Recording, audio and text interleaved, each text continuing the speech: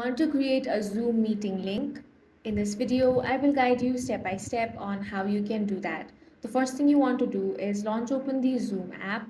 Now make sure to sign into your account. Once you have been signed in, you will find different options on the home screen: new meeting, join, schedule, and share screen. You can click on the new meeting option, or if you want to schedule a meeting, select schedule.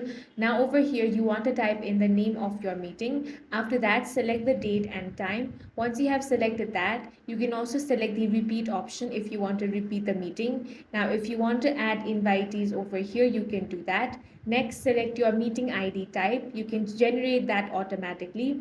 Now, scroll down. Here, you will find other options such as meeting security code, encryption, meeting chat. Then you also have the option of video. If you want to toggle on the option of host and participant, you can do that from here. Once you have done all the settings, click on the save option. On the right hand side, you will find the meeting link.